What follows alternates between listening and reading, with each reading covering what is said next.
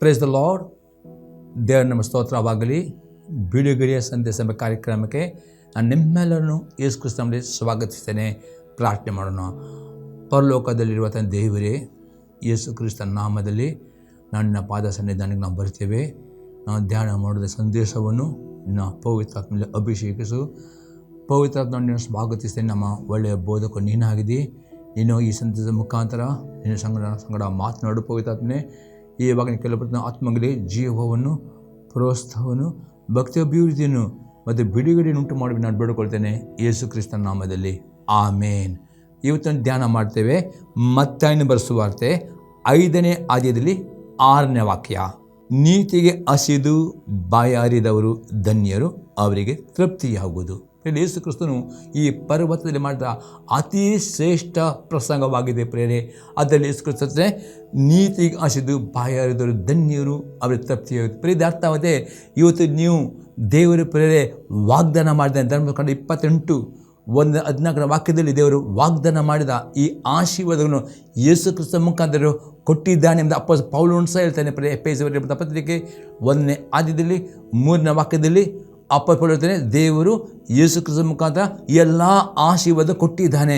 ಈ ಆಶೀರ್ವಾದಗಳನ್ನು ನೀವು ಪಡೆದುಕೊಳ್ಳಬೇಕಾದ್ರೆ ಯೇಸು ಕ್ರಿಸ್ತನೇ ನೀತಿಗೆ ಯಾರು ಹಸಿಯುತ್ತಾರೆ, ನೀತಿಗೆ ಹಸಿದು ಯಾರು ಬಾಯಾರಿರ್ತಾರೆ, ಅವರು ಈ ಎಲ್ಲ ಆಶೀರ್ವಾದ ತೃಪ್ತರಾಗುತ್ತಾರೆ ಎಂಬುದಾಗಿ ಯೇಸು ಕ್ರಿಸ್ತನು ಹೇಳುತ್ತಾನೆ. ಹಾಗಾದರೆ ನಿಮಗೆ ಆಶೀರ್ವಾದ ಬೇಕಾ?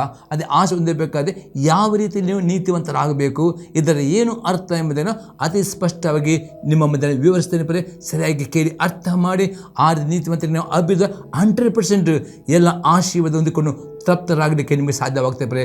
ಪರಿ ಮೊದಲನೇ ಸಂಗತಿ ನೋಡ್ತೇವೆ ಪರಿ, ನಂಬಿಕೆ ಮೂಲಕ ನಾನು ನೀತಿವಂತರಾಗಿದೆ ಎಂಬುದನ್ನು ಎಂದಿಗೂ ಮರೆತು ಬಿಡಬಾರದು.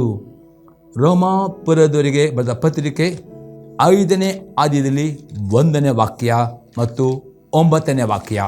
ಈಗಿರಲಾಗಿ ನಾವು ನಂಬಿಕೆಯಿಂದ ನೀತಿವಂತರಾದ ಕಾರಣ ನಮ್ಮ ಕರ್ತನಾದ ಯೇಸು ಕ್ರಿಸ್ತನ ಮೂಲಕ ದೇವರೊಂದಿಗೆ ಉಂಟಾದ ಸಮಾಧಾನದಲ್ಲಿ ಇರೋಣ. ಅಪ್ಪನೇ, ಯಾರ್ಯಾರು ಯೇಸು ಕ್ರಿಸ್ತನನ್ನು ತನ್ನ ಕರ್ತನು ಒಡೆಯನೆಂದು ನಂಬುತ್ತಾರೋ ಮತ್ತು ಅದು ಅಂಗೀಕಾರ ಮಾಡುತ್ತಾರೋ ಅವರೆಲ್ಲರೂ ನಂಬಿಕೆ ಮೂಲಕ ನೀತಿವಂತರಾಗಿದ್ದಾರೆ ಎಂಬುದಾಗಿ ಅಪೊಸ್ತಲನು ಹೇಳ್ತಾನೆ. ಹಾಗೆ 9ನೇ ವಾಕ್ಯ ನೋಡ್ತೇವೆ, ಈಗ ನಾವು ಆತನ ರಕ್ತದಿಂದ ನೀತಿವಂತರಾಗಲಾಗಿ ಆತನ ಮೂಲಕ ಬರುವ ಕೋಪಕ್ಕೆ ತಪ್ಪಿದ ಮತ್ತೂ ನಿಶ್ಚಯವಲ್ಲವೇ. ಇದು ಅರ್ಥವಾದರೆ ಯೇಸು ನಂಬಿಕೆ ಇಟ್ಟುಕೊಂಡು ಯಾರು ತಮ್ಮ ಪಾಪ ಒಪ್ಪಿಕೊಂಡು ಅರಿಕೆ ಮಾಡುತ್ತಾರೋ, ಯೇಸು ರಕ್ತದ ಮೂಲಕ ನಿಮ್ಮೆಲ್ಲ ಪಾಪಗಳು ಕ್ಷಮಿಸಲ್ಪಡುವ ನಿಮಿತ್ತವಾಗಿ, ಯೇಸು ರಕ್ತದ ಮೂಲಕ ನಿಮ್ಮ ಎಲ್ಲ ಪಾಪಗಳು ಪರಿಹಾರ ಆದ ನಿಮಿತ್ತವಾಗಿ ನೀವು ಆ ರಕ್ತದ ಮುಖಾಂತರ ನೀತಿವಂತರಾಗಿದ್ದೀರಿ ಎಂಬುದೇ ಅಪೊಸ್ತಲ ಪೌಲನು ಹೇಳ್ತಾನೆ. ಹಾಗಾದರೆ ನೀವು ನೀತಿವಂತರಾಗಬೇಕಾದ್ರೆ ಯೇಸು ಕ್ರಿಸ್ತನ ನಂಬಿಕೆ ಇಡಬೇಕು ಮತ್ತು ನೀವು ಪಾಪಿಯನ್ನು ಒಪ್ಪಿಕೊಂಡು ನಿಮ್ಮೆಲ್ಲ ಪಾಪಗಳನ್ನು ಒಪ್ಪಿಕೊಂಡು ಅರಿಕೆ ಮಾಡೋದ್ರ ಮುಖಾಂತರ ಯೇಸು ರಕ್ತ ನಿಮ್ಮನ್ನು ನೀತಿವಂತನಾಗಿ ಮಾಡುತ್ತದೆ ಎಂಬುದಾಗಿ ಹೇಳುತ್ತದೆ. ಪ್ರೇರೆ ಇನ್ನೊಂದು ಎಕ್ಸಾಂಪಲ್ ನೋಡ್ತೇವೆ. 1ನೇ ಕೊರಿಂಥಿಯವರಿಗೆ ಬರೆದ ಪತ್ರಿಕೆ 1ನೇ ಅಧ್ಯಾಯದಲ್ಲಿ 30ನೇ ವಾಕ್ಯ. ನೀವು ಕ್ರಿಸ್ತ ಯೇಸುವಿನಲ್ಲಿರುವುದು ಆತನಿಂದಲೇ. ಕ್ರಿಸ್ತ ಯೇಸು ನಮಗೆ ದೇವರ ಕಡೆಯಿಂದ ಜ್ಞಾನವು, ನೀತಿ, ಶುದ್ಧೀಕರಣ, ವಿಮೋಚನೆಗಳಲ್ಲಿ ಕಾರಣನು ಆದನು. ಅತಿ ಸ್ಪಷ್ಟವಾದ ಯಾರ್ಯಾರು ಯೇಸು ನಂಬಿಕೆ ಇಟ್ಟುಕೊಂಡು ಅದಕ್ಕೆ ಒಡೆಯ ಅಂಗೀಕಾರ ಮಾಡ್ತಾ ಅವರಿಗೆ ಯೇಸು ಕ್ರಿಸ್ತನು ನಮಗೆ ನೀತಿವಂತನಾಗಿದ್ದಾನೆ. ಆತನು ಮೇಲೆ ಯೇಸು ನಂಬಿಕೆ ಇಡುವ ಮುಖಾಂತರ ಆತನು ದೇವರ ಮುಂದೆ ನಮ್ಮನ್ನು ನೀತಿವಂತನಾಗಿ ಮಾಡಿದ್ದಾನೆ ಎಂಬುದೇ ಅಪೊಸ್ತಲ ಪೌಲನು. ಹಾಗಾದರೆ ನೀವು ಇವತ್ತು ನಿಮ್ಮ ಸ್ವಂತ ಒಳ್ಳೆಯ ಕ್ರಿಯೆಗಳಿಂದ, ಪುಣ್ಯ ಕ್ರಿಯೆಗಳ ನೀತಿವಂತರಲ್ಲ ಪ್ರಿಯರೇ. ನೀವು ಯೇಸು ಕ್ರಿಸ್ತನ ನಂಬಿಕೆ ಇಟ್ಟಿದ್ದೀರಿ, ನಿಮ್ಮ ಪಾಪಗಳನ್ನು ಒಪ್ಪಿಕೊಂಡು ಅರಿಕೆ ಮಾಡಿದರೆ ಆ ರಕ್ತವು ನಿಮ್ಮನ್ನು ನೀತಿವಂತ ಮಾಡಿದೆ ಮತ್ತು ಯೇಸು ಕ್ರಿಸ್ತನು ನಿಮ್ಮನ್ನು ದೇವರು ನೀತಿವಂತನಾಗಿ ಮಾಡಿದ್ದಾನೆ ಎಂಬುದೇ ಅಲ್ಲಿ ಅಪೊಸ್ತಲ ಪೌಲನು ಸ್ಪಷ್ಟ ಹೇಳ್ತಾನೆ.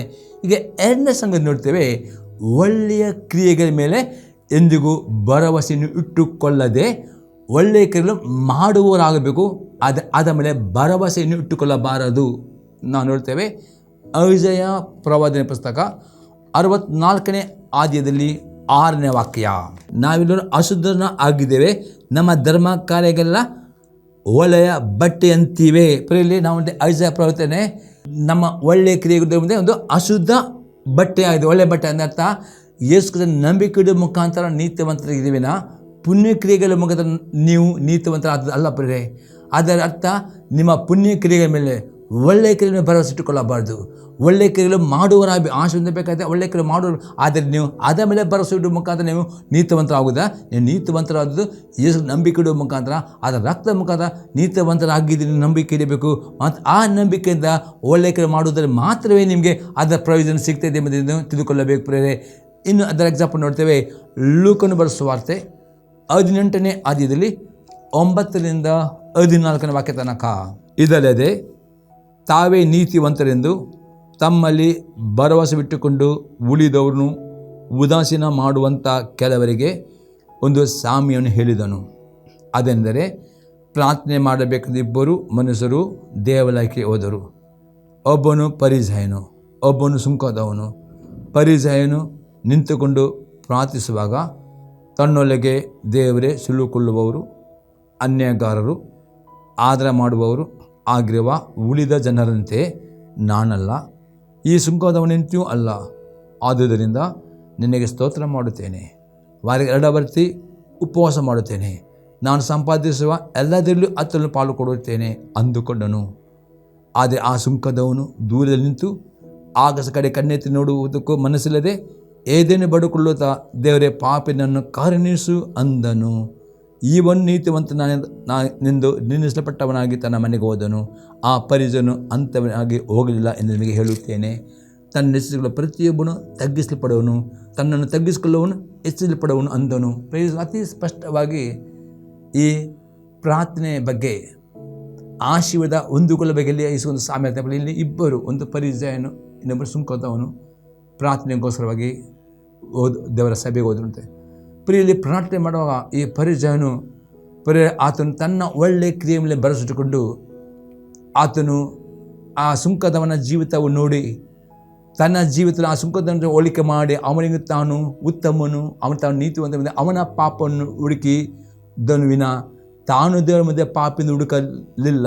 ಅದಕ್ಕೋಸ್ಕರ ಅವನು ಮಾಡಿ ಯಾವ ಒಳ್ಳೆಯ ಕ್ರಿಯೆಯು ದೇವರು ಸ್ವೀಕಾರ ಮಾಡಲಿಲ್ಲ. ಅವನು ಮಾಡಿದ ಒಳ್ಳೆಯ ಕ್ರಿಯೆ ಹೌದು, ಅದರ ಆಶೀರ್ವಾದ ಕಾರಣವಾಗದೆ ಅವನು ತನ್ನ ಹೃದಯದಲ್ಲಿ ಆ ಒಳ್ಳೆಯ ಕ್ರಿಯೆಗಳ ಮೇಲೆ ನಂಬಿಕೆ ಇಟ್ಟುಕೊಂಡು ಆತನು ತನ್ನಲ್ಲಿ ಪಾಪವಿಲ್ಲದಾಗೆ ಅವನಲ್ಲಿ ಆತ್ಮಿಕ ಅಹಂಕಾರ ಇತ್ತು.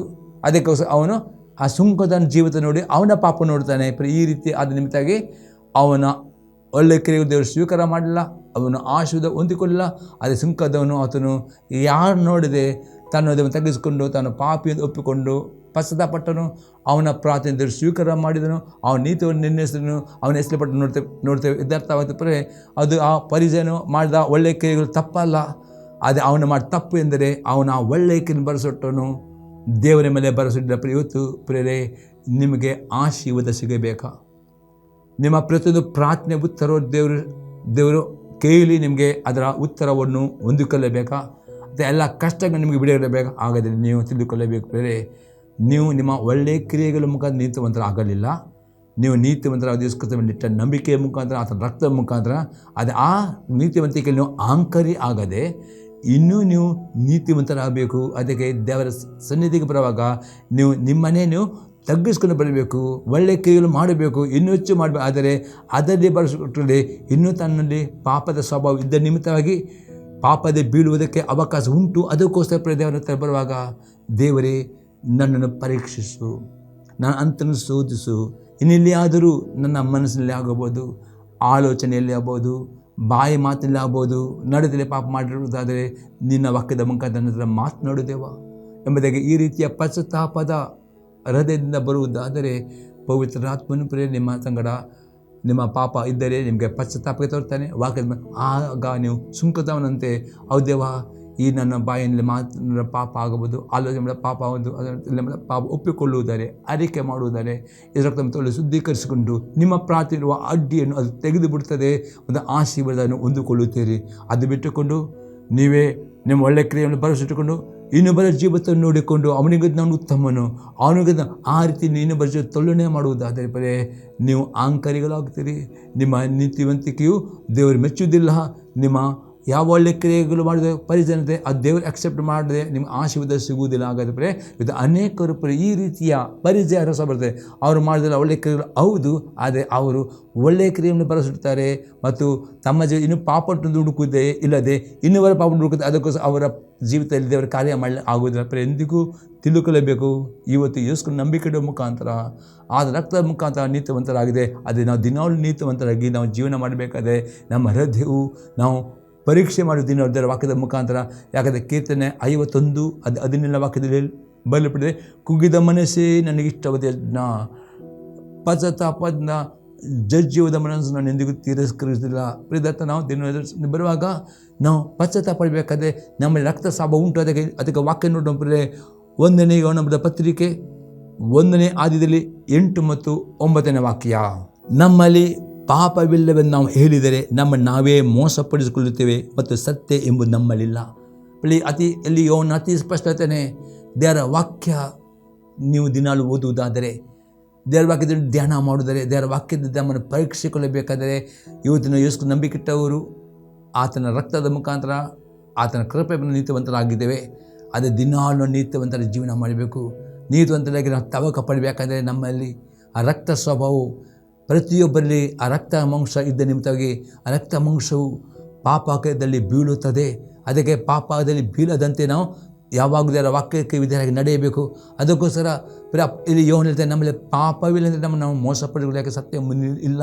ಅದರ ವಾಕ್ಯ ನೀವು ಓದುವುದರೆ ವಾಕ್ಯ ನಿಮ್ಮಲ್ಲಿ ಪರೀಕ್ಷೆಯನ್ನು ಎಲ್ಲಿಯಾದರೂ ನಲ್ಲಿ ಪಾಪ ಉಂಟು ದೇವರ ಕೇಳಬೇಕು. ಆಗ ವಾಕ್ಯ ನಿಮ್ಮಲ್ಲಿ ಪಾಪ ತೋರಿಸಿದರೆ 9ನೇ ವಾಕ್ಯ ಪ್ರಕಾರ ನಮ್ಮ ಪಾಪಗಳನ್ನು ಒಪ್ಪಿಕೊಂಡು ಅರಿಕೆ ಮಾಡಿದರೆ ಅದು ನಂಬಿಕಸ್ತನು ನೀತಿಯಿಂದ ಆಗಿರುವುದರಿಂದ ನಮ್ಮ ಪಾಪಗಳನ್ನು ಶ್ರಮಿಸಿಬಿಟ್ಟು ಸಕಲ ಅನೀತಿಯನ್ನು ಪರಿಹರಿಸಿ ನಮ್ಮನ್ನು ಶುದ್ಧಿ ಮಾಡುವನು. ಪ್ರಿಯರೇ, ದೇವರ ವಾಕ್ಯ ಓದುವುದಾದರೆ ಮಾತ್ರವೇ, ಧ್ಯಾನ ಮಾಡೋದು ಮಾತ್ರವೇ ನಿಮ್ಮಲ್ಲಿ ಗುಪ್ತ ಪಾಪಗಳು ಎಂದರೆ ನೀವು ದೊಡ್ಡ ಪಾಪ ಮಾಡದಿರಬಹುದು. ಅದೇ ಮನಸ್ಸಿನಲ್ಲಿ, ಆಲೋಚನೆಯಲ್ಲಿ, ಬಾಯಿ ಮಾತಿನಲ್ಲಿ ಮಾಡಿದ ಈ ಸಣ್ಣ ಸಣ್ಣ ಪಾಪಗಳು ಸಹ ಪ್ರಿಯರೇ ಪ್ರಾರ್ಥನೆ ಉತ್ತರಕ್ಕೆ ಅಡ್ಡಿಯಾಗ್ತವೆ. ಅದಕ್ಕೆ ಐಸಾಯ ಪ್ರವಾದನೆ ಪುಸ್ತಕ 59ನೇ ಆದಿಯಲ್ಲಿ 1 ಮತ್ತು ವಾಕ್ಯದಲ್ಲಿ ಬರೆದಿದೆ, ಯವನ ಹಸ್ತವು ರಕ್ಷಿಸಲಾರದ ಮೋಟುಗೈಯಿಲ್ಲ, ಆತನ ಕಿವಿಕೆಲ್ಲ ಕಿವುಡಿಲ್ಲ. ನಿಮ್ಮ ಪಾಪ ಅಪರಾಧಗಳೇ ನನ್ನನ್ನು ನಿಮ್ಮಿಂದ ಆಗಲಿದೆ. ಅಂದರೆ ದೇವರ ಮುಂದೆ ದೊಡ್ಡ ಪಾಪ ಸಣ್ಣ ಪಾಪ ಎಂಬುದೇ ಇಲ್ಲ. ದೇವರ ಮುಂದೆ ಪಾಪ ಎಂದರೆ ನೀತಿಗೆ ವಿರುದ್ಧವಾದುದೆಲ್ಲ ಪಾಪವಾಗಿದೆ. ಇನ್ನೊಂದು ಪಾಪ ಅಂದರೆ ಅಧರ್ಮ, ದೇವರ ಆಜ್ಞೆಗೆ ಅವಿಧೇಯರಾಗುವುದೇ ಪಾಪವಾಗಿದೆ. ಇನ್ನೊಂದು ಪಾಪ ಇದೆ ಇದು ಒಳ್ಳೆಯದು ಗೊತ್ತಿದ್ದುಕೊಂಡು ಮಾಡದಿರುವುದು ಪಾಪದೆ. 3 ಡಿಪೆಂಡೆನ್ಸ್. ಪಾಪ ಅಂದರೆ ಒಂದು ಪ್ರತಿಯೊಂದು ನೀತಿಗೆ ವಿರುದ್ಧವಾದ ಪಾಪವಾಗಿದೆ. ಇನ್ನೊಂದು ಡಿಪೆಂಡೆನ್ಸನ್ ಅಧರ್ಮ ಅಂದರೆ ದೇವರ ಆಜ್ಞೆ ಅವಿಧೇಯರಾಗುವುದು ಪಾಪವಾಗಿದೆ. 3ನೇ ಡಿಪೆಂಡೆನ್ಸನ್ ಇದು ಒಳ್ಳೆಯದೆಂದು ಗೊತ್ತಿದ್ದುಕೊಂಡು ಮಾಡಿದ ಪಾಪ. ಈ ರೀತಿ ಪಾಪಗಳು ಪ್ರತಿದಿನ ದೇವರ ವಾಕ್ಯದ ಮುಖಾಂತರ ಪರೀಕ್ಷಿಸಿಕೊಳ್ಳಬೇಕು ಮತ್ತು ಇದನ್ನು ಒಪ್ಪಿಕೊಳ್ಳಬೇಕು. ಈ ರೀತಿ ನೀವು ಬರುವುದಾದರೆ ಮಾತ್ರವೇ ನಿಮ್ಮ ನೀತಿವಂತಿಕೆಯು, ನಿಮ್ಮ ಕಾಣಿಕೆಗಳು, ನಿಮ್ಮ ದಶಮಾಂಶಗಳು, ನಿಮ್ಮ ಒಳ್ಳೆಯ ಕ್ರಿಯೆಗಳು ಸ್ವೀಕಾರ ಮಾಡಿಕೊಂಡು ಅದರ ಪ್ರತಿಫಲವನ್ನು ಹೊಂದಿಕೊಳ್ಳುತ್ತೀರಿ ಪ್ರಿಯರೇ. ಇಲ್ಲದರೆ ನಿಮಗೆ ಅದರ ಪ್ರತಿಫಲ ಹೊಂದಿಕೊಳ್ಳಲಿಕ್ಕೆ ಅದು ಅಡ್ಡಿಯಾಗ್ತದೆ, ಆಶೀರ್ವಾದಕ್ಕೆ ಅದು ಅಡ್ಡಿಯಾಗಿದೆ. ಅದಕ್ಕೆ ನಾವು ದೇವರ ವಾಕ್ಯ ನೋಡ್ತೇವೆ. ಕೀರ್ತನೆ ಪುಸ್ತಕ 18 ಅದರಲ್ಲಿ 20ರಿಂದ 27ನೇ ವಾಕ್ಯ ತನಕ. ಯೆಹೋವನು ನನ್ನ ನೀತಿಗೆ ಸರಿಯಾಗಿ ಮೇಲು ಮಾಡಿದನು, ನನ್ನ ಕೈಗಳ ಶುದ್ಧತ್ವಕ್ಕೆ ತಕ್ಕಂತೆ ಪ್ರತಿಫಲ ಕೊಟ್ಟನು. ಯೆಹೋವನ ಮಾರ್ಗವನ್ನೇ ಅನುಸರಿಸಿದ್ದೇನಲ್ಲ, ನಾನು ದೇವರು ಬಿಟ್ಟು ದುಷ್ಟನಾಗಲಿಲ್ಲವಲ್ಲ. ನಾನು ಆತನ ಆಜ್ಞೆಗಳನ್ನು ಯಾವಾಗಲೂ ನನ್ನ ಎದುರಿಟ್ಟುಕೊಂಡೆನು, ಆತನ ವಿಧಿಯನ್ನು ಅಲಕ್ಷ್ಯ ಮಾಡಲೇ ಇಲ್ಲ. ನಾನು ಆತನ ದೃಷ್ಟಿಯಲ್ಲಿ ನಿರ್ದೋಷಿಯು, ಪಾಪದ ಬೀಳದಂತೆ ಜಾಗರೂಕತೆ ನಡೆದುಕೊಂಡೆನು. ಆದ್ದರಿಂದ ನಾನು ನೀತಿವಂತನು ನಿರಾಪರಾಧಿಯನ್ನು ನೋಡಿ ಇವನು ತಕ್ಕ ಪ್ರತಿಫಲನ ಕೊಟ್ಟನು. ಈ ರೀತಿ ದಾವೀದನು ತನ್ನ ಜೀವಿತದಲ್ಲಿ ಆ ನೀತಿವಂತಿಕೆಯನ್ನು ಈ ರೀತಿಯಲ್ಲಿ ಪ್ರತಿದಿನ ಈ ನೀತಿವಂತಿಕೆ ಅಭಿವೃದ್ಧಿ ಆಗಬೇಕು. ಆಗ ದೇವರು ನಿಮ್ಮ ನೀತಿವಂತಿಕೆಯು ನಿಮ್ಮ ನಿರಾಪರಾಧಿ ನೋಡಿಕೊಂಡು ನಿಮಗೆ ಪ್ರತಿಫಲವನ್ನು ಕೊಟ್ಟುತ್ತಾನೆ. ನಿಮಗೆ ದಾವೀದನಾಗಿ ಆತ ನಿಮ್ಮ ಆಶೀರ್ವಾದ ಮಾಡುವನಾಗಿದ್ದಾನೆ, ಅಬ್ರಹಾಮನಾಗಿ ನಿಮ್ಮನ್ನು ಆಶೀರ್ವಾದ ಮಾಡುವನಾಗಿದ್ದಾನೆ. 20ನೇ ವಾಕ್ಯ, ನೀನು ಕೃಪಾವುಳ್ಳವನಿಗೆ ಕೃಪಾವಂತನು, ದೋಷವಿಲ್ಲದವನಿಗೆ ನಿರ್ದೋಷಿಯು, ಶುದ್ಧನಿಗೆ ಪರಿಶುದ್ಧನು, ಮುರುಕನಿಗೆ ವಕ್ರನು ಆಗಿರುವೆ, ದೀನರನ್ನು ಉದ್ಧರಿಸುವವನು, ಅಮ್ಮಿನ ಕಣ್ಣುಳ್ಳವನು ತಗ್ಗಿಸಿ ಬಿಡುವವು ನೀನಲ್ಲವೋ. ದೀನರೆಂದರೆ ದಾವೀದನಿಗೆ ದಿನಾಲು ದೇವರ ವಾಕ್ಯಕ್ಕೆ ವಿಧಿರಾಗಿ ಜೀವಿಸ್ತಾರೋ ಅವರನ್ನು ದೇವರು ಉದ್ಧರಿಸ್ತಾನೆ, ಅವರ ಪ್ರಾರ್ಥನೆಗೆ ಉತ್ತರ ಕೊಡ್ತಾನೆ, ಅವರನ್ನು ದೇವರು ಆಶೀರ್ವಾದ ಮಾಡ್ತಾನೆ. ಅಮ್ಮಿನ ಕಣ್ಣು ಎಂದರೆ ಪರಿಜನೆ ಮಾಡಿದನು, ಒಳ್ಳೆಯ ಕ್ರಿಯೆಗಳು ಮಾಡಿದನು. ಆದರೆ ಅವನಲ್ಲಿ ಅಹಂಕಾರ, ತಾನೇ ನೀತಿವಂತನು, ತಾನೇ ಪರಿಶುದ್ಧನು ಎಂಬುದೇ ಅದರಲ್ಲಿ ಅವನು ಭರಿಸಿಕೊಂಡು ಇನ್ನೊಬ್ಬರ ಪಾಪವನ್ನು ಎಂದಿಗೂ ಪ್ರೇರೆ, ಇನ್ನೊಬ್ಬರ ಪಾಪ ಹುಡುಕುವುದು ನಿಮ್ಮ ಕೆಲಸವಲ್ಲ. ಇನ್ನೊಬ್ಬರ ಜೀವಿತ ಹೋಲಿಕೆ ಮಾಡಿ ನಿಮ್ಮ ನಿಮ್ಮ ಜೀವಿತ ದಿನಗಳು ದೇವರ ವಾಕ್ಯಕ್ಕೆ ನೀವು ಹೋಲಿಕೆ ಮಾಡಬೇಕು. ದೇವರ ವಾಕ್ಯದಲ್ಲಿ ನೀವು ಪರೀಕ್ಷೆ ಮಾಡಿಕೊಂಡು ಆ ವಾಕ್ಯ ವಿಧಾನಕ್ಕೆ ನೋಡುತ್ತೀರೋ, ಆ ಕುಗ್ಗಿದ ಮನಸ್ಸು, ಆ ಪಸರ ಅಂಥ ಹೃದಯ, ಅಂಥ ಪ್ರಾರ್ಥನೆ, ಅಂಥ ನೀತಿವಂತಿಕೆಗೆ ದೇವರು ಆಶೀರ್ವಾದ ಮಾಡಿ ತೃಪ್ತರಾಗಿ ನೀವು ಆಶೀರ್ವಾದ ಹೊಂದುತ್ತೀರಿ. ಎಲ್ಲ ಆಶೀರ್ವಾದ ಹೊಂದಿಕೊಳ್ಳುತ್ತಿಲ್ಲದರೆ ನಿಮ್ಮ ಅಹಂಕಾರ ನಿಮಿತ್ತ, ಪರಿಚಯನ ಅಲ್ಲಿದ್ದ ಅಹಂಕಾರ ನಿಮಿತ್ತ ಅವನು ಯಾವ ಪ್ರಾರ್ಥನೆಗೆ ಅದು ಯಾವ ಅವನ ಪುಣ್ಯ ಕ್ರಿಯೆ ಮಾಡಿದಕ್ಕೆ ಅದಕ್ಕೆ ಆಶೀರ್ವಾದ ಅವನು ಹೊಂದಿಕೊಳ್ಳದೆ ಅವನು ಇನ್ನೂ ಕಷ್ಟದ ಮುಖ ತಗ್ಗಲ್ಪಟ್ಟನು. ಅದು ಸುಂಕದವನು ಪ್ರೇರೆ ಪಶ್ಚಾತ್ತಾಪಟ್ಟನು, ಅವನನ್ನು ದೇವರು ಹೆಚ್ಚಿಸಿದ್ದನು ಎಂಬುದನ್ನು ನೋಡುತ್ತೇವೆ ಪ್ರೇರೆ. ಈಗ ಮೂರನೇ ಅರ್ಥವನ್ನು ನೋಡ್ತೇವೆ. ಎಲ್ಲ ಸಮಯದಲ್ಲಿಯೂ ನೀತಿವಂತರಾಗಿ ಪರಿಶುದ್ಧರಾಗಿ ಜೀವಿಸುವವರು ಆಗಬೇಕು.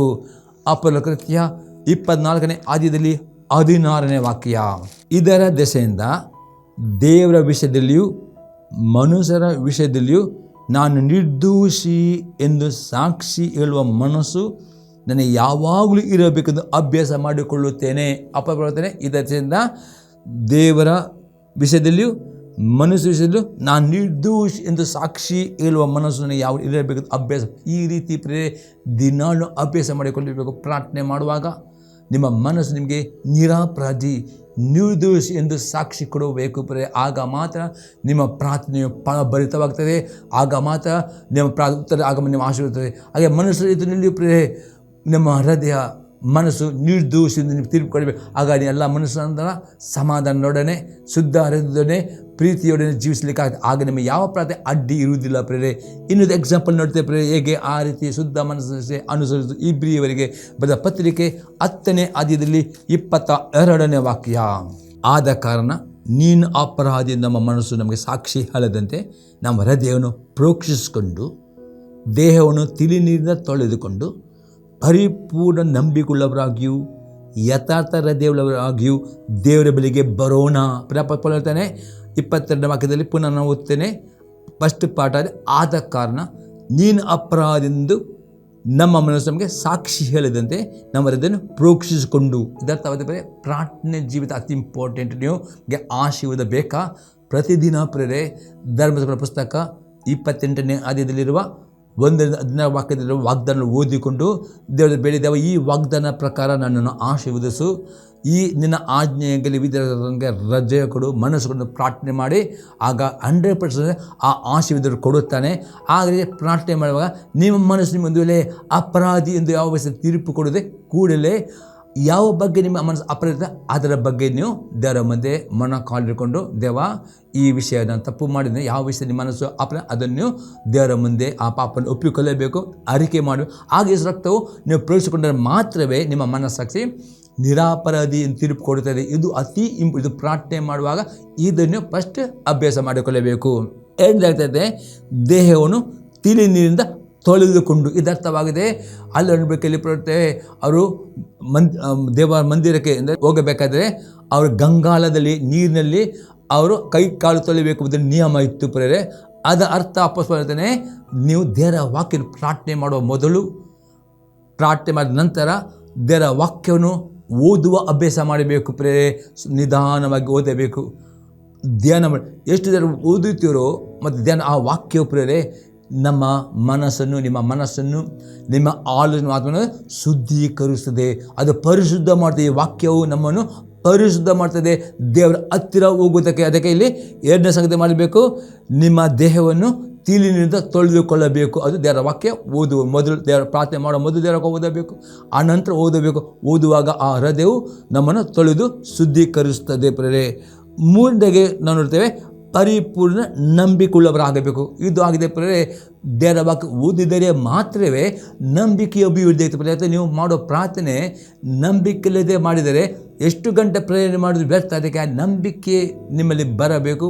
ನಿಮ್ಮಲ್ಲಿ ನಂಬಿಕೆ ಉಂಟು, ಆ ನಂಬಿಕೆಯು ನಿಮ್ಮನ್ನು ಅಭಿವೃದ್ಧಿ ಆಗಬೇಕು.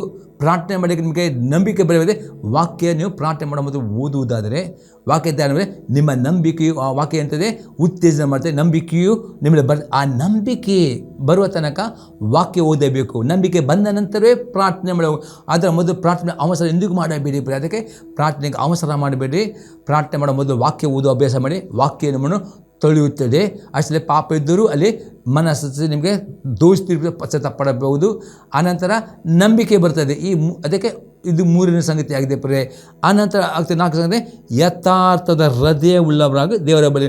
ಯಥಾರ್ಥದ ಅರ್ಥ ಏನು? ವಾಕ್ಯ ಓದುತ್ತೀರೋ ವಾಕ್ಯ ಓದುವಾಗ ಪ್ರಿಯರೇ ಆಜ್ಞೆಗಳು ಉಂಟೆಂಬುದೇ ಗಮನವಿಟ್ಟು ಓದಬೇಕು. ಆ ಆಜ್ಞೆಗಳು ಗಮನವಿಟ್ಟು ಯಾವ ಆಜ್ಞೆ ನಿಮಗೆ ಮಾತನಾಡ್ತದೋ ಅದಕ್ಕೆ ನೀವು ವಿಧೇಯರಾಗಬೇಕು. ಈ ರೀತಿ ನೀವು ಮಾಡಿದರೆ ಮಾತ್ರವೇ ನಿಮ್ಮ ಪ್ರಾರ್ಥನೆ ಪರಲೋಕ ಮುಟ್ಟುತ್ತದೆ, ಉತ್ತರವು ಬರುತ್ತದೆ, ಕಷ್ಟಗಳಿಗೆ ಬಿಡುತ್ತದೆ ಮತ್ತು ನೀವು ಕೇಳಿದ ವಾಗ್ದಾನಗಳು ಉದಾಹರಣೆ 28:14 ವಾಕ್ಯದ ಪ್ರಕಾರ ಏನು ಬೆಳೀತಿರೋ 100% ನೀತಿಗೆ ಬಯದವರು ನಿಮಗೆ ದಂಡನೆ ಮಾಡ್ತಾನೆ. ನೀವು ತಪ್ಪಿಕರ ಆಸೆಯನ್ನು ಹೊಂದುತ್ತೀರಿ ಪ್ರಿಯರೇ. ಈ 4 ಸಂಗತಿ ಅತಿ ಇಂಪಾರ್ಟೆಂಟ್ ಆಗಿದೆ ಪ್ರಿಯರೇ. ಇನ್ನೊಂದು ಎಕ್ಸಾಂಪಲ್ ನೋಡ್ತೇವೆ ಪ್ರಿಯರೇ. ಯಾಕೆ ನಿಮ್ಮ ಮನಸ್ಸು ನಿರ್ದೋಷಿ ಇರಬೇಕು ಎಂಬುದಾಗಿ 1ನೇ ಯೋಹನ ಪತ್ರಿಕೆ 3ನೇ ಅಧ್ಯಾಯದಲ್ಲಿ 21 ಮತ್ತು 22ನೇ ವಾಕ್ಯ. ಪ್ರಿಯರೇ, ನಮ್ಮ ಹೃದಯವು ನಮ್ಮನ್ನು ದೋಷಿಗಳನ್ನು ನಿರ್ಣಯಿಸದಿದ್ದರೆ ನಮಗೆ ದೇವರ ವಿಷಯದಲ್ಲಿ ಧೈರ್ಯ ಅಪದೇವರೇ. ಪ್ರಿಯರೇ, ನಮ್ಮ ಹೃದಯ ನಮ್ಮನ್ನು ದೋಷಿಗಳನ್ನು ನಿರ್ಣಯಿಸದಿದ್ದರೆ ನಮಗೆ ದೇವರ ವಿಷಯದಲ್ಲಿ ಧೈರ್ಯ ಆಗಿದೆ. ದೇವರ ವಿಷಯದಲ್ಲಿ ನಿಮಗೆ ಧೈರ್ಯದಿಂದ ಅಪ್ಪ ತಂದೆಯೇ ನನಗೆ ಕಷ್ಟದ ಬಿಡುಗಡೆ, ಅಪ್ಪ ತಂದೆಯೇ ನನ್ನ ಆಶೀರ್ವಾದದಿಂದ ಕೇಳಬೇಕಾಗಿದೆ ಆ ಧೈರ್ಯ ನಮಗಿದೆ. ನಿಮ್ಮ ಹೃದಯ ನಿಮಗೆ ದೋಷಿಯನ್ನು ತೀರ್ಪು ಕೊಡದಿದ್ದರೆ, ಅದು ತೀರ್ಪು ಕೊಡುವುದರೆ ಕೂಡಲೇ ಮೊಣಕಾಲು ಏರಿಕೊಂಡು ದೇವರ ಸಮಯಕ್ಕೆ ದೇವ ಈ ವಿಷಯ ನಾನು ತಪ್ಪು ಮಾಡಿ ನನ್ನ ಸಮಯ ಹಾಗೆ ರಕ್ತ ನಿಮ್ಮ ತೊಳೆದು ಶುದ್ಧೀಕರಿಸಿದೆ ಶುದ್ಧ ಹೃದಯದಿಂದ ಪ್ರಾರ್ಥನೆ ಮಾಡಿ ಅತಿ ಇಂಪಾರ್ಟೆಂಟ್ದಲ್ಲಿ ಯೋನನು ಹೇಳ್ತಾನೆ. ಮತ್ತು 20ನೇ ವಾಕ್ಯತೆ ಅಷ್ಟೇ ಅಲ್ಲದೆ ಮತ್ತು ನಾವು ಆತನ ಆಜ್ಞೆಗಳನ್ನು ಕೈಕೊಂಡು ಆತ ಎನ್ನಿಕೆಯಲ್ಲಿ ಮೆಚ್ಚಿದ ಕಾರ್ಯ ಮಾಡುವ ಏನು ಬೇಡಿಕೊಂಡ್ರು ಆತ ಹೊಂದುತ್ತೇವೆ. ಹಾಗಾದರೆ ದೇವರ ಪ್ರತಿಯೊಂದು ಆಜ್ಞೆಗೆ ವಿಧೇಯರಾಗಬೇಕು ಪ್ರಿಯರೇ. ಮತ್ತು ನಿಮ್ಮ ಕೆಲಸ, ನಿಮ್ಮ ಬಿಸಿನೆಸ್, ನಿಮ್ಮ ಸೇವೆ ದೇವರು ಮೆಚ್ಚಿದ ಕಾರ್ಯ ಮಾಡಿ ಏನು ಬೇಡಿಕೊಳ್ಳುತ್ತೀರೋ ಆ ಎಲ್ಲ ಬೇಡಿಕೆಗೆ ಆ ಎಲ್ಲ ಪ್ರಾರ್ಥನೆಗಳು ಉತ್ತರ ಕೊಡುತ್ತಾನೆ. ಆಗ ನೀವು ತೃಪ್ತಿಕರವಾದ ಆಶೀರ್ವಾದ ಭಾಗ್ಯವಂತರಾಗುತ್ತೀರಿ ಪ್ರಿಯರೇ. ಈಗ 4 ಸಂಗತಿ ನೋಡ್ತೇವೆ. ಪಾಪದ ಜೀವಿತವನ್ನು ಬಿಟ್ಟು ಬಿಡುವರಾಗಬೇಕು. ಕೀರ್ತನೆ ಪುಸ್ತಕ 66 ಅದರಲ್ಲಿ 18ನೇ ವಾಕ್ಯ. ನಾನು ಕೆಟ್ಟ ತನ್ನ ಮೇಲೆ ಮನಸ್ಸಿಟ್ಟಿದ್ದರೆ ಸ್ವಾಮಿಯು ನನ್ನ ವಿಜ್ಞಾಪನೆಯನ್ನು ಕೇಳುತ್ತಿದ್ದಿಲ್ಲ. ಇಲ್ಲಿ ನಾವು ನೋಡ್ತೇವೆ, ನಾನು ಕೆಟ್ಟ ತನ್ನ ಮೇಲೆ ಮನಸ್ಸಿಟ್ಟಿದ್ದರೆ ಸ್ವಾಮಿ ನನ್ನ ವಿಜ್ಞಾಪನೆ ಅಂದರೆ ನೀವು ಪಾಪದ ಜೀವಿತ ಬಿಟ್ಟು ಬಿಡಲೇಬೇಕು. ಆಗ ದೇವರ ಪ್ರಾರ್ಥನೆ ಕೇಳುತ್ತಾನೆ ಪ್ರೇರೆ. ಇನ್ನೊಂದು ವಾಕ್ಯ ನೋಡ್ತೇವೆ, ಜ್ಞಾನೋಕ್ತಿ ಪುಸ್ತಕ 28ನೇ ಅಧ್ಯಾಯದಲ್ಲಿ 13ನೇ ವಾಕ್ಯ. ದೋಷಗಳು ಮುಚ್ಚಿಕೊಳ್ಳುವವನಿಗೆ ಶುಭವಾಗದು, ಅವಳು ಬಿಟ್ಟು ಬಿಡುವವನಿಗೆ ಕರುಣೆ ಪಡೆಯ. ನಿಮ್ಮ ಪಾಪಗಳನ್ನು ಮುಚ್ಚಿಕೊಂಡರೆ ಎಂದಿಗೂ ನಿಮಗೆ ಶುಭವಾಗುವುದಿಲ್ಲ. ನಿಮ್ಮ ಪಾಲು ಒಪ್ಪಿಕೊಂಡು ಬಿಟ್ಟರೆ ಮಾತ್ರವೇ ಆಶೀರ್ವಾದ ಕರುಣೆ ಬರ್ತದೆ ಅಂತ ಸೊಲೊಮೋನ ಹೇಳ್ತಾನೆ ಪರೇ. ಆಗ ಹೊಸ ಮುಡಿಗೆ ನೋಡ್ತೇವೆ, ಯೋಹನ ಸುವಾರ್ತೆ 9ನೇ ಅಧ್ಯಾಯದಲ್ಲಿ 31ನೇ ವಾಕ್ಯ. ಭಕ್ತಿಹೀನರ ಪ್ರಾರ್ಥನೆ ದೇವರು ಕೇಳುವುದಿಲ್ಲ. ಯಾರು ಭಕ್ತನಾಗಿದ್ದು ಅದನ್ನ ಚಿತ್ತದಂತೆ ನಡೆಯುತ್ತಾನೋ ಅವನ ಪ್ರಾರ್ಥನೆ ಕೇಳುತ್ತಾನೆ ಬಳ್ಳಿಯು. ಇಲ್ಲಿ ಆ ಹುಟ್ಟು ಕುಂಟವನ್ನು ಹೇಳ್ತಾನೆ. ಆ ಪರಿಸರ ಭಕ್ತಿಹೀನರ ಪ್ರಾರ್ಥನೆ ಎಂದು ಕೇಳುವುದಿಲ್ಲ. ಯಾರು ಭಕ್ತನಾಗಿದ್ದು ದೇವರ ಚಿತ್ತದಂತೆ ನಡೆಯುತ್ತಾನೋ ಅವನ ಪ್ರಾರ್ಥನೆ ಕೇಳುತ್ತಾನೆ. ಹಾಗಾದರೆ ನಿಮ್ಮ ಪ್ರಾರ್ಥನೆ ಕೇಳಬೇಕಾದ್ರೆ ದೇವರ ಚಿತ್ತದ ಪ್ರಕಾರ ನೀವು ನಡೆಯಬೇಕು. ದೇವರ ಚಿತ್ತದ ಪ್ರಕಾರ ನೀವು ವಿಧೇಯರಾದರೆ ಮಾತ್ರವೇ ನಿಮ್ಮ ಪ್ರಾರ್ಥನೆ ಕೇಳುತ್ತಾನೆ ಮತ್ತು ನಿಮ್ಮನ್ನು ಆಶೀರ್ವಾದ ಮಾಡುತ್ತಾನೆ ಪ್ರೇರೆ. ಇನ್ನೊಂದು ಎಕ್ಸಾಂಪಲ್ ನೋಡ್ತೇವೆ, 1ನೇ ಕೊರಿಂಥದವರ ಪತ್ರಿಕೆ 15ನೇ ಅಧ್ಯಾಯದಲ್ಲಿ 34ನೇ ವಾಕ್ಯ. ಇಂಥ ಅಮಲಿನಿಂದ ನೀತಿವಂತರಾಗಿರಿ, ಪಾಪವನ್ನು ಬಿಟ್ಟು ಬಿಡಿರಿ. ಕೆಲವರಿಗೆ ದೇವರ ವಿಷಯದಲ್ಲಿ ಜ್ಞಾನವಿಲ್ಲ, ನಿಮಗೆ ನಾಚಿಕೆ ಹುಟ್ಟೆಂಬುದು ಹೇಳುತ್ತೇನೆ. ಅತಿಸ್ಪದೆ ಇಂಥ ಅಮಲಿನಿಂದ ನೀತಿಯಿಂದ ಪಾಪವನ್ನು ಬಿಟ್ಟು ಬಿಡಬೇಕು. ಹಾಗಾದರೆ ನಿಮಗೆ ಆಶೀರ್ವಾದ ಸಿಗಬೇಕಾ? ನಿಮ್ಮ ಆಶೀರ್ವಾದ ತಪ್ಪಿರ ಆಗಬೇಕಾ? ಆಗದೆ 4ನೇ ಪ್ರಾಬ್ಲಮ್ ಅತಿ ಸ್ಪಷ್ಟ ಆಗ್ತಾನೆ. ಅಲ್ಲನ್ನು ಬಿಡು ಕೀಳು ಹೊಸಮಂತೆ ನಿಮ್ಮ ಪಾಪದ ಬಿಟ್ಟು ಬಿಡಬೇಕು. ನೀವು ಪಾಪವನ್ನು ಮುಚ್ಚಿಕೊಳ್ಳುವುದರೆ ಎಂದಿಗೂ ನಿಮಗೆ ಆಶೀರ್ವಾದ ಬರುವುದಿಲ್ಲ ಪ್ರೇರೆ. ನಿಮ್ಮ ಪ್ರಾರ್ಥನೆ ಅಡ್ಡಿ ಆಗ್ತದೆ. ಯಾಕಂದರೆ 59:1-2 ವಾಕ್ಯತೆ, ಯವನ ಹಸ್ತವು ರಕ್ಷಲಾರ್ದ ಮೋಟು ಗೈಯಲ್ಲ, ಆತನ ಕಿವಿಡಲ್ಲ. ನಿಮ್ಮ ಸಣ್ಣ ಸಣ್ಣ ಪಾಪಗಳು ಅದಾವೆ, ಅದಕ್ಕೆ ಪ್ರೇ ನಿಮ್ಮ ಪಾಪವನ್ನು ಬಿಟ್ಟು ಬಿಡಬೇಕು. ಪ್ರತಿದಿನ ಮುಂದೆ ನೀತಿವಂತ ಪರಿಶುದ್ಧ ಜೀವಿಸಲಿಕ್ಕೆ ನೀವು ಅಭ್ಯಾಸ ಮಾಡಬೇಕು. ಅಹಂಕಾರಿಗಳು ಆಗಬಾರ್ದು. ಆಗ ಮಾತ್ರ ಪ್ರೇ ನೀವು ತೃಪ್ತಿ ಪಡುವಷ್ಟು ಆಶೀರ್ವಾದ ಕೊಟ್ಟು ನಿಮ್ಮ ತಪ್ತರಾಗಿ ಮಾಡುತ್ತಾನೆ. ದೇವ ನಿಮ್ಮ ಸ್ತೋತ್ರವಾಗಲಿ ಪ್ರೇ. ಈ ಸಹ ನಿಮ್ಮದು ಉತ್ತೇಜನವಾಗುವುದಾದರೆ ಈ ಸಹ ಅನೇಕರಿಗೆ ಯೂಟ್ಯೂಬ್ ಶೇರ್ ಮಾಡಿ ಪ್ರಾರ್ಥನೆ ಮಾಡೋಣ. ಪರಲೋಕದಿಂದ ದೇವರೇ, ಯೇಸು ಕ್ರಿಸ್ತ ನಮ್ಮ ಸ್ತೋತ್ರವನ್ನು ಕೊಂಡಾಡ್ತಾನೆ. ಈ ಸದ್ಯ ಮುಖಾಂತರ ನೀನು ಮಾತಾದ ಇನ್ನು ವೀಕ್ಷಕರು ಇನ್ನೂ ಹೆಚ್ಚಾಗಿ ನೀತಿವಂತರಾಗಿ ಜೀವಿಸಲಿಕ್ಕೆ, ಪ್ರತಿದಿನ ನೀತಿವಂತಿಕರಾಗಿ ಅವರು ಜೀವಿಸಲಿಕ್ಕೆ ಕಲಿತುಕೊಂಡ ಈ ವಾಕ್ಯಗಳನ್ನು ನೆನಪಿಟ್ಟುಕೊಂಡು ಆ ಪ್ರಕಾರ ದಿನಾಲೂ ಆ ಪರಿಶುದ್ಧರಾಗಿ ನೀತಿವಂತರಾಗಿ ದೋಷವಿಲ್ಲದಾಗಿ ಜೀವಿಸಲಿಕ್ಕೆ ಕೃಪೆಯನ್ನು ದಯಪಾಲಿಸಿಕೊಂಡು ನಿನ್ನ ವಾಗ್ದಾನ ಮಾಡಿದ ಎಲ್ಲ ಆಶೀರ್ವಾದಗಳನ್ನು ಈ ವೀಕ್ಷಕರು ಹೊಂದಿಕೊಳ್ಳುವಂತೆ ಆ ನಂಬಿಕೆಯನ್ನು ಪ್ರತಿಯೊಬ್ಬರಿಗೆ ಕೊಡುತ್ತವ ಮತ್ತು ಪ್ರತಿಯೊಬ್ಬರು ಸಪ್ತಕರವಾಗಿ ಆಶೀರ್ವಾದಗಳನ್ನು ಭಾಗ್ಯವಂತರಾಗಿ ಮಾಡಬೇಕು ಬೇಡಿಕೊಳ್ತೇನೆ. ಈ ಕೆಲಸ ಪ್ರತಿಯೊಬ್ಬರ ಜೀವಿತದ ಆಶೀರ್ವಾದ ನಿನ್ನ ಶುಭವು ನಾನು ಬೇಡಿಕೊಳ್ತೇನೆ ಯೇಸು ಕ್ರಿಸ್ತನ ನಾಮದಲ್ಲಿ. ಆಮೇನ್. Praise the lord. ದೇವರನ್ನು ಆಶೀರ್ವಾದ ಮಾಡಲಿ.